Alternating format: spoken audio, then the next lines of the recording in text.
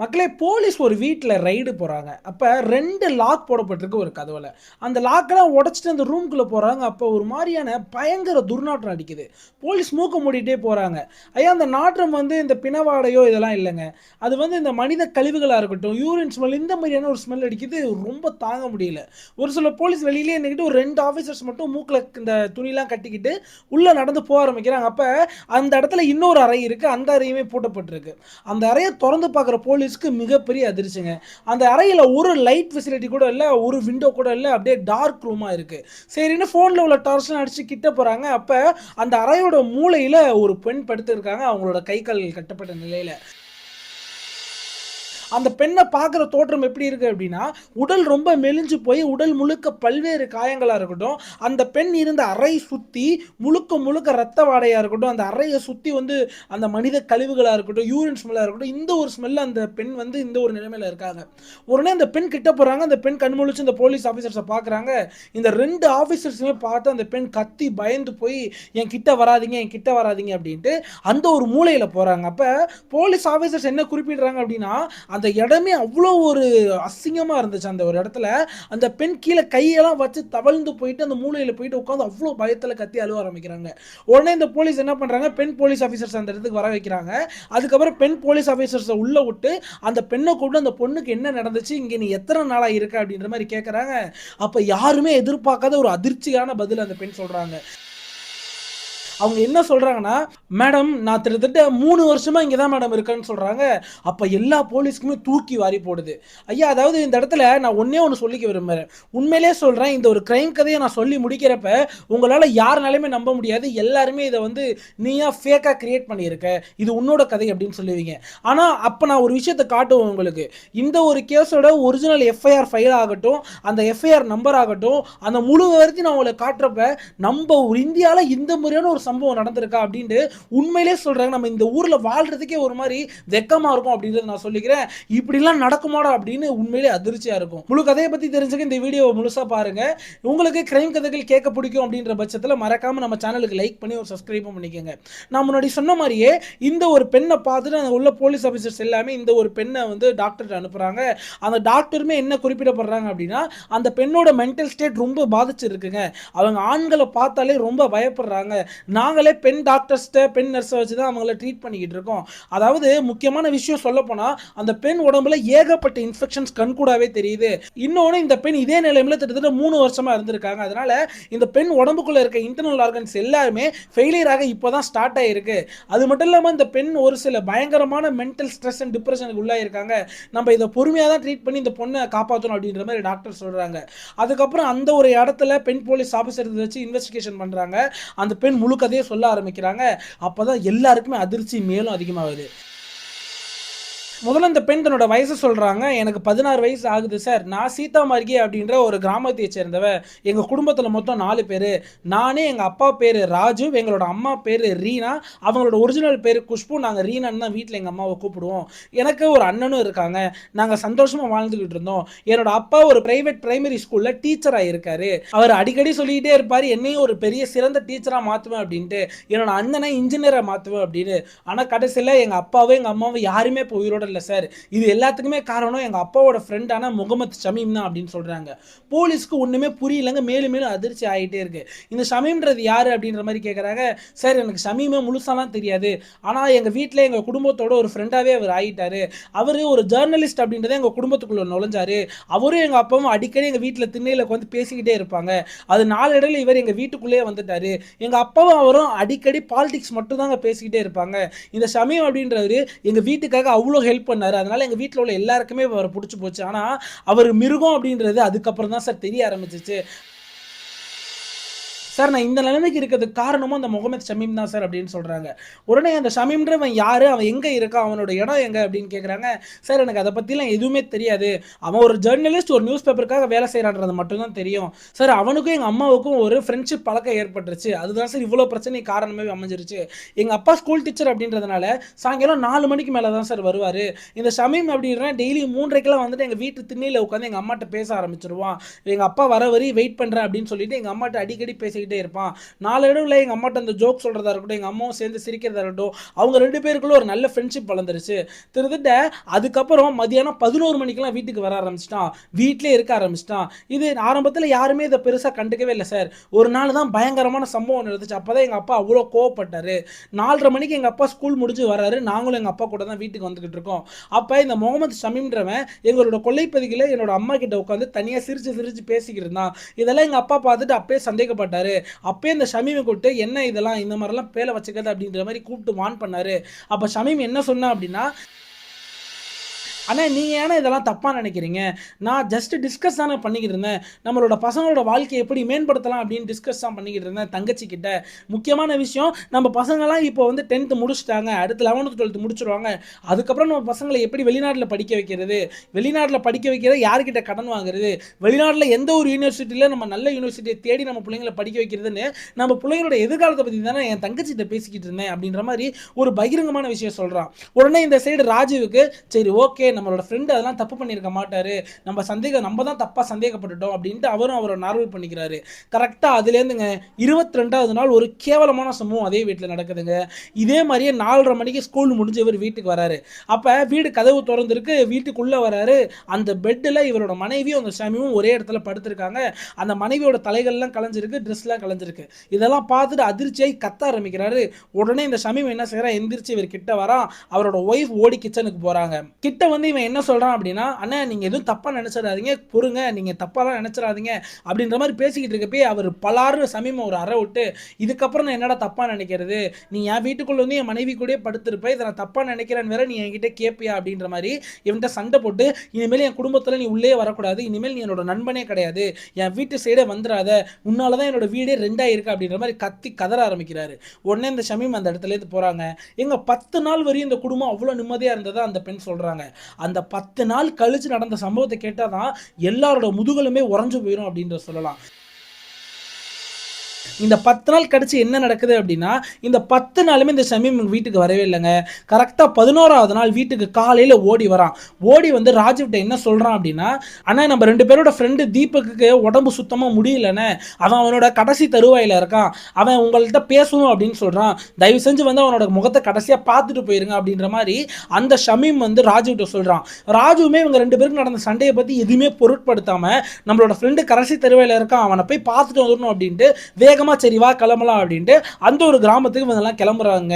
ஏங்க இந்த ஷமீம் என்ன தெரியுமா பண்ணா, ஒரு வயக்காட்டு நடுவில் ஒரு 3-4 பேர் ஆள்லாம் செட் பண்ணி வச்சுட்டாங்க. கரெக்டாக ராஜு அதே சைடு அழைச்சிட்டு போயிட்டு உடம்புல எந்த ஒரு பெரிய காயங்களும் இல்லாத மாதிரி பெர்ஃபெக்டாக ராஜு அந்த இடத்துல கழுத்தை நெரிச்சு கொலை பண்றானுங்க. ராஜு சம்பவ இடத்துல இறந்து போறாரு. இவரை போட்டுட்டு அந்த இடத்துல போட்டு இவனுங்க ஓடிக்கிறானுங்க. கிட்டத்தட்ட 24 மணி நேரம் ஆகியும் ராஜுவை காணோம். இந்த சைடு மனைவியா இருக்கட்டும் பிள்ளைங்களா இருக்கட்டும் எல்லாமே அந்த சொந்த ஊருக்குள்ளே தேடிக்கிட்டு இருக்காங்க. ராஜு கிடைக்கவே இல்லை. அப்பதான் போலீஸ் சேர்ந்து ஒரு நியூஸ் வருது, ஒரு வயக்காட்டில் இந்த மாதிரி ஒரு பணம் இருக்கு, அதை வந்து அடையாளம் காட்டுங்க அப்படின்ட்டு. இவங்க எல்லாருமே குடும்பத்தோட போறாங்க. அங்க கடந்தது ராஜு தான். பார்த்துட்டு அங்கேயே உடஞ்சு அழுவ ஆரம்பிக்கிறாங்க. இதை போலீஸ் வந்து ஒரு ஆக்சிடென்டல் டெத் அப்படின்னு சொல்லி க்ளோஸ் பண்ணிடுறாங்க. இது ஒரு கிராம பகுதி அப்படின்றதுனால மிகப்பெரிய இன்வெஸ்டிகேஷன்ஸ் எதுவுமே இந்த இடத்துல நடக்கல.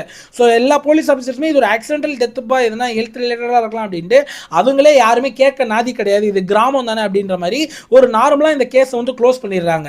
கரெக்டா இந்த சம்பவம் நடந்து 2-3 வாரத்திலேயே அடுத்த ஒரு மிகப்பெரிய அதிர்ச்சி அந்த ஒரு குடும்பத்தில் நடக்குது. அந்த 16 வயசு பொண்ணோட அண்ணன் இருக்காருல்ல, அவர் எப்பயுமே பசங்களோட விளையாடுறது வழக்கமாங்க. கிட்டத்தட்ட அவங்க வீட்டிலேருந்து ஒரு 700 மீட்டர் அங்கிட்டு இருக்க ஒரு பிளே கிரவுண்டில் போய் விளையாண்டுட்டு வருவாங்களாம். அப்படி காலையில் விளையாட போன அண்ணனுமே பல மணி நேரமாக வீட்டில் காணாமல் இருக்காரு. ஸோ இதன் அடிப்படையில் அந்த ஒரு ஏரியாவில் ஒரு நியூஸ் வருது, ஒரு அடையாளம் தெரியாத பணம் ஒரு காட்டு பகுதியில் தலை சிதைக்கப்பட்டு இருக்கு அப்படின்ற மாதிரி. உடனே குடும்பம் திருப்பி அதே இடத்துக்கு போகிறாங்கங்க. அங்கே இருந்த சடலம் யாரோட தெரியுமா, இந்த 16 வயசு பையனோட அண்ணனோடது. அவனை கொலை பண்ணது யாரு, இந்த முகமது ஷமீம் தான். ஆனால் இந்த இடத்துலையுமே போலீஸ் தரவா இன்வெஸ்டிகேஷன் எதுவுமே பண்ணல, நார்மலான இன்வெஸ்டிகேஷன் பண்ணிக்கிட்டே இருக்காங்க. அப்பயுமே ஒரு சில விஷயங்கள் அடிப்படுதுங்க போலீஸ்க்கு. இவங்களோட தாயார், அதாவது இறந்து போன அந்த பையனோட தாயார் வந்து முகமது ஷமீம் அப்படின்ற கூட ஒருத்தன் கூட உறவுல இருக்காங்க அப்படின்றது அந்த ஊர் மக்களால் பேசப்பட்டுச்சு. இதையுமே போலீஸ் தெளிவாக வந்து கண்டுக்கவே இல்லை. ஏன்னா இந்த முகமது ஷமீமை பற்றி என்னதான் ஒரு சில ஊர் மக்கள் தவறான விஷயங்கள் சொன்னாலுமே மற்றும் சிலர் என்ன சொல்றாங்கன்னா, அவர் ரொம்ப ஜெனரஸானவர், அவர் அந்த குடும்பத்தை ஒரு கேர்டேக்கர் மாதிரி பார்த்துக்கிட்டாரு, அவர் அந்த குடும்பத்துக்கு எலக்ட்ரிசிட்டி பில் கட்டுவார், அவங்களோட ஹாஸ்பிட்டல் பில்ஸ் கட்டுவார், வருவார், அந்த குடும்பத்துக்கு ரேஷன் வாங்கிட்டு வருவார். இந்த மாதிரி நிறைய விஷயங்கள் அந்த ஊர் மக்கள் சொல்றதுனால அவர் மேல முழுக்க முழுக்க சந்தேகம் எதுவுமே எழும்பவே இல்லைங்க. இது ஒரு வில்லேஜ் அப்படின்றதுனாலே போலீஸ் இதை பெருசா கண்டுக்கவே இல்லை. இந்த 2 மர்டருமே கனெக்ட் பண்ணாமே இருக்காங்க போலீஸ். ஸோ இதெல்லாம் நடந்துகிட்டு இருக்கப்ப அந்த ஷமீம் திருப்பி இந்த வீட்டுக்குள்ள வராங்க. வீட்டுக்குள்ள வந்து அந்த தாயார்கிட்ட சொல்றான், இந்த இடத்துல ஆம்பளை துணையே இல்லை, நான் உங்க 2 பேரையும் பார்த்துக்க தயாரா இருக்கேன். அந்த பொண்ணையும் கூப்பிட்டு, அந்த 16 வயசு பொண்ணையும் கூப்பிட்டு, உனக்கு இனிமேல் நான் தான் அப்பா, நான் உங்களை பார்த்துக்கிறேன், நம்ம இந்த ஊர்ல இருக்க வேணாம், இந்த ஊர்ல இருந்தா நம்மளை பத்தி தப்பா தான் பேசுவாங்க, ஆனா நம்ம வாழ்க்கையில் நடந்த சம்பவம் நமக்கு தான் தெரியும், நம்ம வெளியூருக்கு போயிடலாம், அங்க நான் உங்களை நிம்மதியா படிக்க வைக்கிறேன், நான் உன்னை நல்லா பார்த்துக்கிறேன் அப்படின்ற மாதிரி மனைவியா இருக்கட்டும் அந்த மகளா இருக்கட்டும் 2 பேர்ட்டையுமே சொல்லி பக்கத்து ஊருக்கு அழைச்சிட்டு போறாங்க. அழைச்சிட்டு போன அப்புறம் தான் மிகப்பெரிய ட்ராஜடியே நடக்குது. எங்க அங்க அழைச்சிட்டு போன உடனே என்ன செய்யறான் அப்படின்னா, ஸோ இந்த அம்மாவை பார்த்துட்டு கல்யாணம் பண்ணிக்கோ, இந்த குஷ்புவை பார்த்துட்டு எனக்கு கல்யாணம் பண்ணிக்கோ அப்படின்ற மாதிரி ரொம்ப வற்புறுத்துறான். இந்த சைடு இந்த குஷ்புவை பார்த்தீங்கன்னு வைங்களேன், இது எல்லா கொலையுமே இந்த குஷ்புக்கு தெரியும் யார் செஞ்சா அப்படின்னு முகமது ஷமீம். ஆனா இவ ஒரு கேவலமான தாயாவும் கேவலமான மனைவியாவும் அந்த இடத்துல இருந்திருக்கா. அதாவது இவ எதுக்காக அமைதியா இருக்கா அப்படின்னா, முகமது ஷமீம் தான் கொலை பண்ணான்னு தெரியும், அவன் அழகா போலீஸ்ட்ட பிடிச்சி கொடுத்துருக்கலாம்ல, இந்த இடத்துல அவ எதுவுமே செய்யலைங்க. ஏன்னா இவளே கில்ட்டி ஆகிறா. நம்மளால தான் கண்டிப்பா இதை நம்ம சொன்னோம் அப்படின்னா ஊர் மக்கள் எல்லாமே நம்மளுக்கு இருந்த ஒரு லஸ்ட்னாலையும் நம்மளுக்கு இருந்த ஒரு கேவலமான புத்தினாலையும் தான் நம்மளோட கணவனையா இருக்கட்டும் நம்மளோட மகனையா இருக்கட்டும் இழந்துட்டோம் அப்படின்னு ஊர் மக்கள் எல்லாருமே பேச ஆரம்பிச்சிருவாங்க. முழுக்க முழுக்க நான் தான் காரணம் என்னை சுட்டி காட்டிடுவாங்க. அதனால இது தெரியாமையே இருக்கட்டும், ஸோ இவனை மாட்டி விட்டோம்னா நம்மளும் மாட்டிக்கணும் அப்படின்னு அவங்க கூட போய் சரண்டர் ஆகிடுதா மனைவி. இதுக்கப்புறம் என்ன நடக்குது அப்படின்னா, இந்த ஒரு கொஞ்ச நாள் வாழ்ந்துகிட்டு இருக்காங்க வெளியூர் போயிட்டு. அந்த வாழ்ந்துட்டு இருக்க கேப்லேயே மனைவி இன்னொரு விஷயத்தையும் கண்டுபிடிக்கிறா. அதாவது இவன் வந்து ஒரு கிரிமினலுங்க. இவன் யாரு, முகமது ஷமீம் அப்படின்றவன் பல கிரிமினல் வேலைகள் செஞ்ச ஒரு கிரிமினல். அது இவளுக்கு தெரியவே தெரியாது. இவன் ஒரு ஜேர்னலிஸ்ட் அப்படின்னு போய் சொல்லி தான் அந்த குடும்பத்துக்குள்ளே வந்திருக்கான். ரெண்டாவது விஷயம் என்ன அப்படின்னா, இவரோட மகள் அந்த 16 வயசு மகளை இவன் ஒரு இடத்துல பிளாக் மார்க்கெட்ல கொண்டு போய் வித்துட்டு அந்த ப்ராஃபிட்ல நம்ம வாழ்ந்துடலாம், யாரு கூட, இந்த குஷ்பு கூட. இது எல்லாமே இவளுக்கு தெரிய வருது தாய்க்கு. அப்ப ஒரு பயப்படுறா. ஆல்ரெடி கணவனையும் இழந்துட்டோம், இவனால நம்மளோட மகனையும் இழந்துட்டோம், இன்னும் ஒருத்தர் இருக்கிறது நம்ம மகள் தான், இவன் மகளையும் கொண்டு போய் வித்துருவானோ அப்படின்னு பயந்துகிட்டு இருக்கா. இவன் அந்த பயத்துல இருக்கிறப்ப இந்த ஷமீம் இவளை வற்புறுத்துறா, எனக்கு கல்யாணம் பண்ணிக்க அப்படின்ட்டு. இந்த இடத்துல குஷ்பு என்ன தெரியுமா செய்யறா, என்னால கல்யாணம்லாம் பண்ணிக்க முடியாது, நீ இந்த மாதிரி என்னோட கணவனையும் என் மகனையும் நீ கொன்னுட்ட, அதனாலதான் நான் உன் கூட பொழைக்கிறதுக்கு தான் வந்திருக்கேன், உன்னை நான் கல்யாணம்லாம் பண்ண முடியாது அப்படின்ற மாதிரி சொல்றான். இவன் உடனே ஷமீம் ஒரு வக்ர புத்தி வருதுங்க. ஏண்டி உனக்காக நான் 2 பேரை கொலை பண்ணியிருக்கேன், அவ்வளோ ரிஸ்க் எடுத்து எல்லாமே உன் கூட வாழணும் அப்படின்றதுக்காக தான், உன் மேலே உள்ள காதலுக்காக தான் நீ என்னை கல்யாணம் பண்ணிக்க மாட்டேன்னு சொல்லுவி, அப்போ நீயே இந்த உலகத்தில் இருக்க தேவையில்ல அப்படின்ட்டு ஒரு பயங்கரமான பிளான் போடுறாங்க.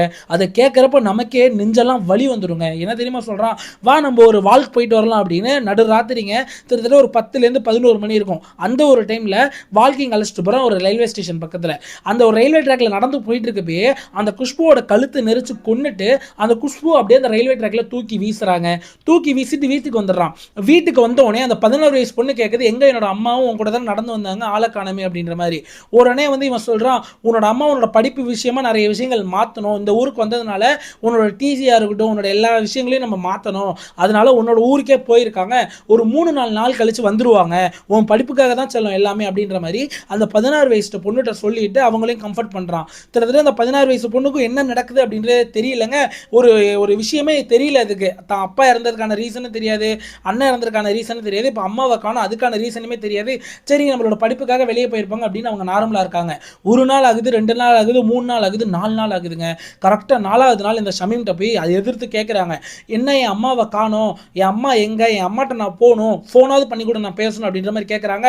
அப்போ போதையில் இருந்த ஷமீம் ஒரு வார்த்தை விடுறாங்க, இங்கே பாரு நீ ரொம்ப கத்துன அப்படின்னா உங்கள் அப்பாவுக்கு என்ன நடந்துச்சோ, உங்கள் அண்ணனுக்கு என்ன நடந்துச்சோ, உங்கள் அம்மாவுக்கு என்ன நடந்துச்சோ அது உனக்கும் நடந்துடும் அப்படின்ற மாதிரி சொல்ல ஆரம்பிக்கிறான். அந்த பொண்ணு புரிஞ்சுக்கிறாங்க நம்ம அம்மா இப்போ இந்த ஊரில் இல்லை அப்படின்ட்டு. இந்த சைடு போலீஸ் சைடு பார்த்தோம்னா அதே மாதிரியே ஒரு பொண்ணு ரயில்வே ட்ராக்ல கிடக்கு, அதையுமே எடுத்து விசாரிச்சுட்டு இருக்காங்க. ஆனால் போலீஸால இந்த குடும்பத்தை ரீச் பண்ண முடியல. ஏன்னா இந்த குடும்பத்தில் யாருமே உயிரோட இல்லைங்க. இந்த ஒரு பொண்ணு, இந்த 16 வயசு பொண்ணான சிம்ரன் மட்டும் தான் உயிரோட இருக்காங்க. ஆனால் அவங்களுமே யார் புடியில இருக்கா, இந்த ஷமீம் புடியில இருக்கா. அதனால போலீஸோட இன்வெஸ்டிகேஷன் போயிட்டே இருக்கு. இந்த சைடு இந்த 16 வயசு பொண்ணு ஷமீமை போட்டு அவ்வளோ திட்டு ஷமீமை போய் அடிக்க போகுது, எங்க அம்மாவை என்ன பண்ண, எங்க அம்மாவை பார்க்கணும் அப்படின்ற மாதிரி. உடனே என்ன தெரியுமா பண்ணா, ரொம்ப வேகமா அடிச்சு அந்த பொண்ணை ஒரு ரூமுக்கு இழுத்துட்டு போய் கை காலை கட்டி போடுறாங்க. அந்த ரூமை எப்படி செட் பண்றான் அப்படின்னா, ஃபுல் அண்ட் ஃபுல் டார்க்கா அந்த ரூம் இருக்கிற மாதிரி வச்சுட்டு, அந்த ரூம்ல ஒரு லைட் ஃபெசிலிட்டி எதுவுமே கிடையாதுங்க. எந்த ஒரு ஜன்னலுமே கிடையாதுங்க. உள்ளேருந்து சவுண்ட் விட்டா வெளியில யாருக்குமே கேட்காதுங்க. வெளியிலேருந்து எந்த ஒரு சூரிய ஒளியுமே உள்ளுக்குள்ள வராதுங்க. அந்த ரூமை முழுக்க முழுக்க டார்க்கா வைக்கிறான். டார்க்கா வச்சு அந்த ரூமுக்கு 2 லாக்கும் போட்டு வைக்கிறாங்க.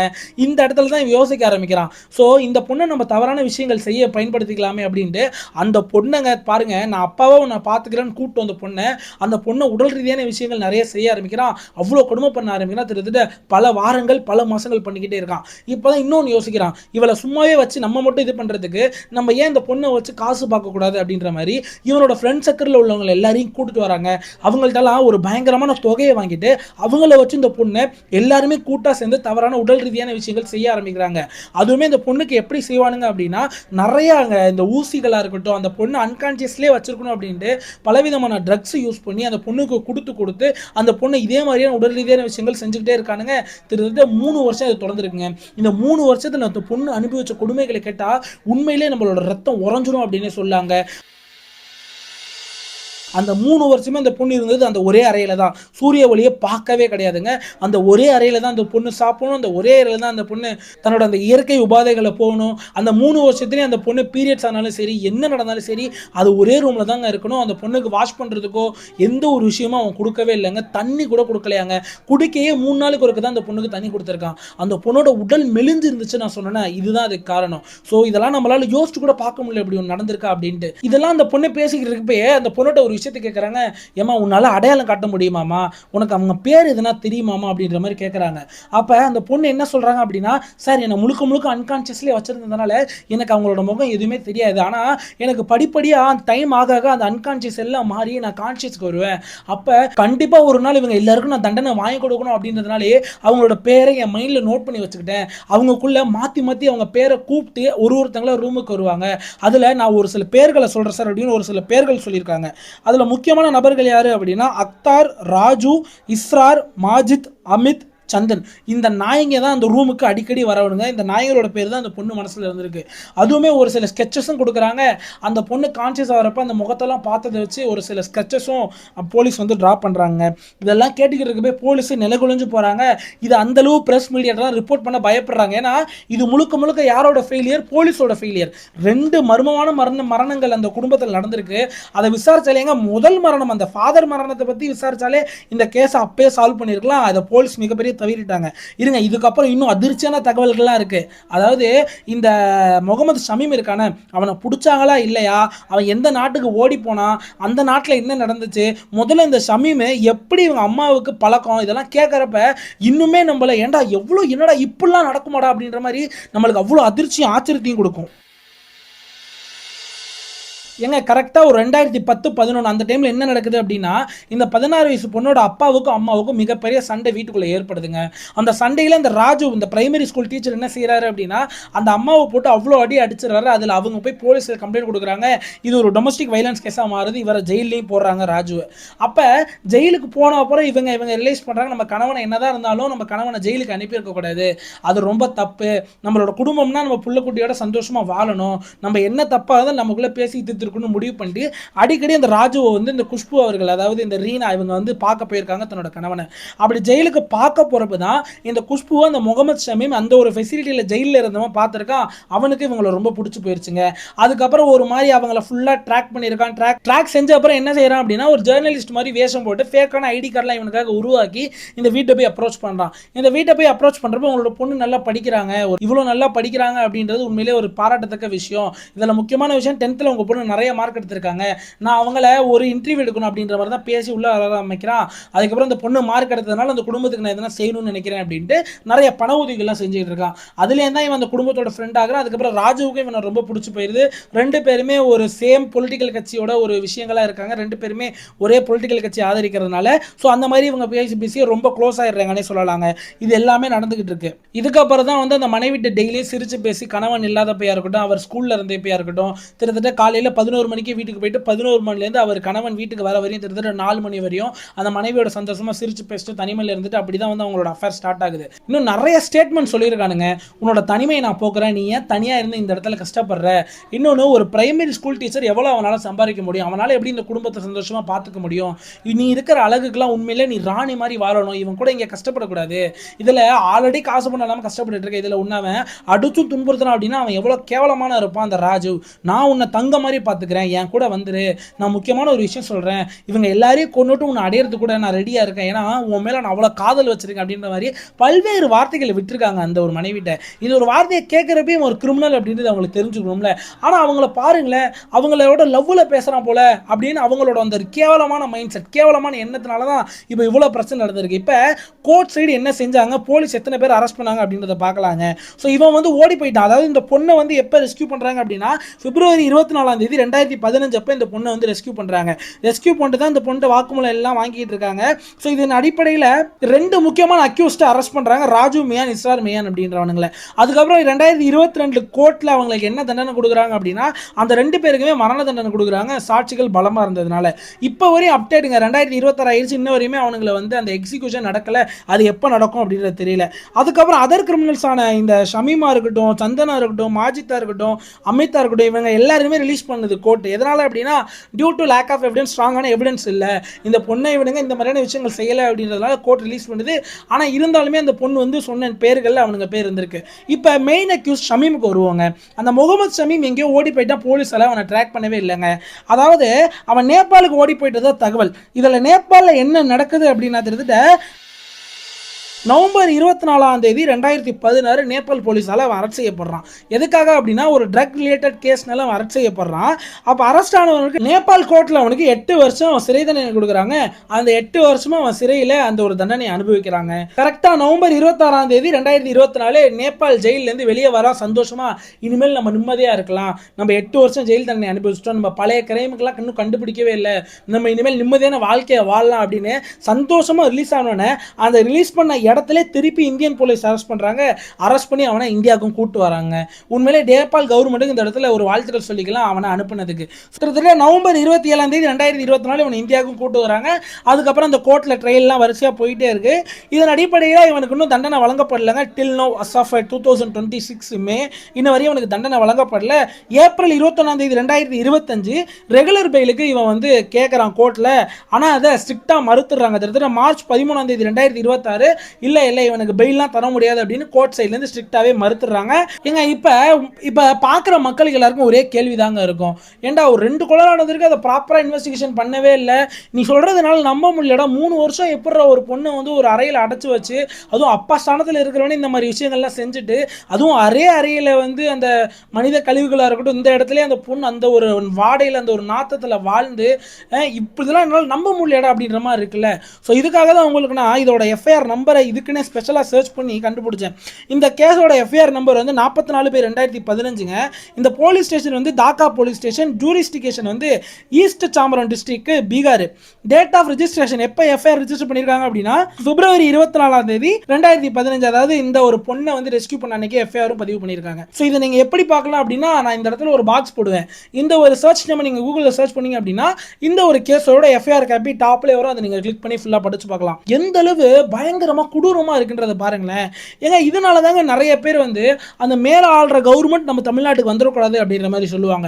நம்ம என்னதான் இந்தியா மிகப்பெரிய வளர்ச்சி பாதையில் போனாலும் கூட இன்னும் இந்த மாதிரியான வில்லேஜஸ் இவ்வளோ கேவலமான விஷயங்கள் நடந்துட்டு தாங்க இருக்கு. ஏன்னா இந்த இடத்துல பாருங்களேன், பீகார் போலீஸ் உண்மையிலே கேவலமாக செயல்பட்டுருக்காங்கன்னு தான் நம்ம சொல்லி ஆகணும். ஏன்னா 2 கொலைகள் நடந்திருக்கு, அந்த கொலைகளை பற்றி முழுசாக விசாரிக்கிறாம அது ஒரு ஆக்சிடென்ட் அப்படின்னு அவங்களே வந்து இஷ்யூ பண்ணிக்கிட்டு, 2வது விஷயம் சுத்தமாக இன்வெஸ்டிகேஷனே நடக்கலை அப்படின்றது ஒரு மிகப்பெரிய உண்மையே.